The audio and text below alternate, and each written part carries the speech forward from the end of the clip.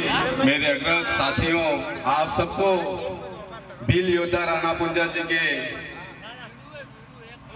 जन्म जयंती पर आप सभी को खूब खूब बधाई, जोहार।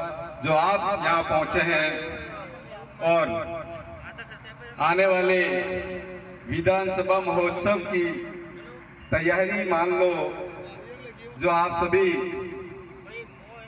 हमारे यहाँ से हमारा अपना और हम सभी इस क्षेत्र में रहने वाले सभी क्षेत्रवासियों के लिए एक अच्छी और बुलंद आवाज विधानसभा में भेजने के लिए आप सभी तैयार हैं, ये मैं आशा और उम्मीद करता हूं।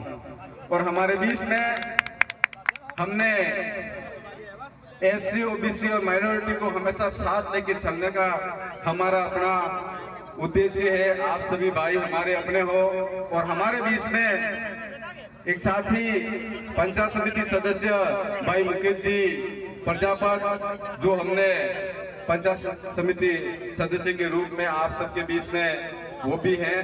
तो मैं मेरी बात को शुरू करूंगा।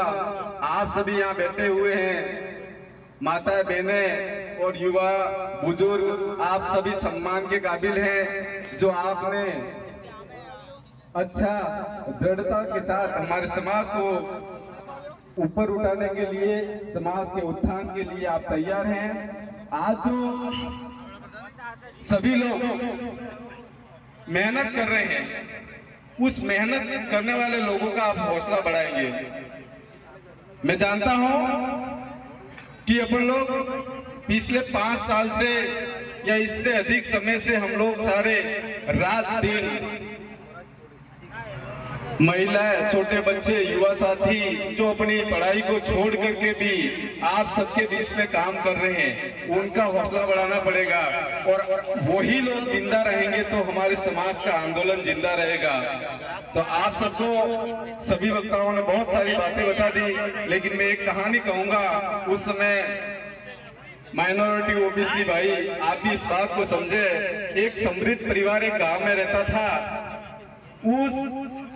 उस परिवार के अंदर, उस घर के अंदर कुछ जीव पले हुए थे। उसमें एक कबूतर था, एक मुर्गा था और एक बकरा भी था। और उसी घर में एक सुआ भी था।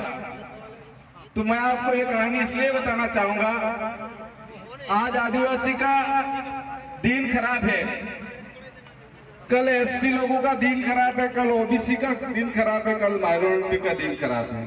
एक न एक दिन सबका आएगा। मैं इस कहानी को आगे बढ़ाते हुए कहना चाहूंगा, मैं इस बात को लेकर के इसलिए कह रहा हूं क्योंकि आप सब एक हो जाओ। अगर एकता रहेगी तो एकता में शक्ति होती है, ये कहानी वो दर्शाती है। तो क्या होता है कि एक दिन उस परिवार की मालकिन बाजार जाती है, बाजार से छुआदानी लाती है और वो छुआदानी लाती है और थैली में रखती है, अपने घर की खूंटी पे टांग देती है। तो छुआ भागा भागा जाता है, आज तो बाजार से कुछ अच्छा खाने को आया होगा। जाकर छुए ने देखा इस थैली में तो छुआदानी है। क्या देखा? छुआदानी। तो उसको लगा ये अब तो मुझे मारने के लिए छुआदानी ले आए। तो वहां से भागा भागा जाता है कबूतर भाई के पास। कबूतर भाई, घर में आज तो छुआदानी आ गई है, मुझे मार दिया जाएगा।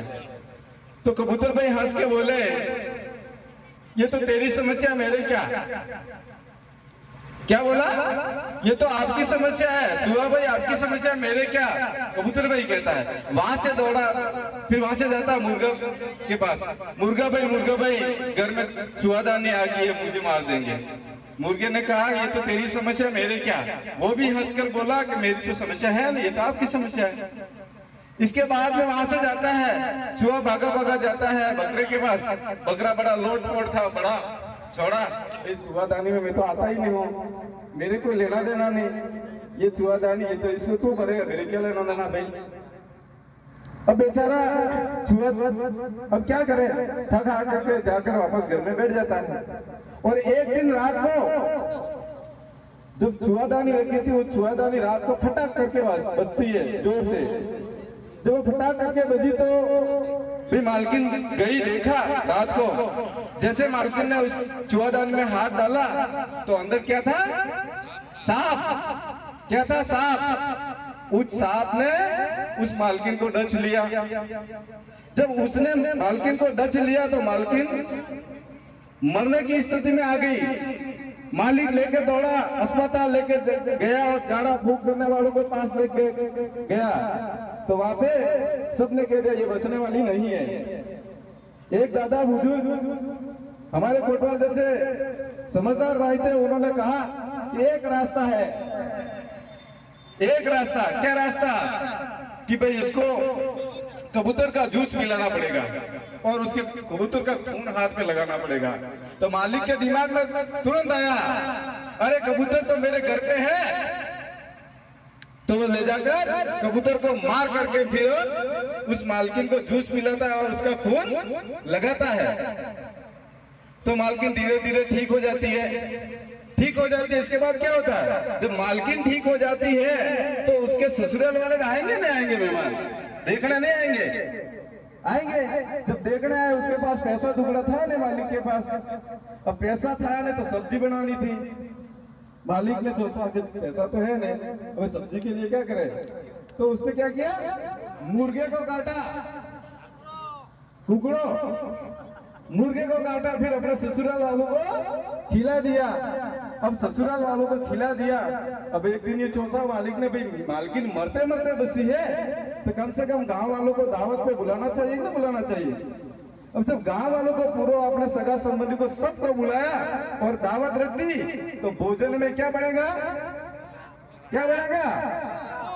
बोकड़ो बनेगा कि नहीं बनेगा? अब बकरे का नंबर आया। उस दिन बकरा भी कटा। और मेरे कहने का मतलब यह है मेरे साथियों, आज आदिवासी पे आपत्ति है, कल माइनॉरिटी पे होगी, कल ओबीसी भाइयों के साथ भी यही बर्ताव होगा। इस बात को आपको समझना चाहिए।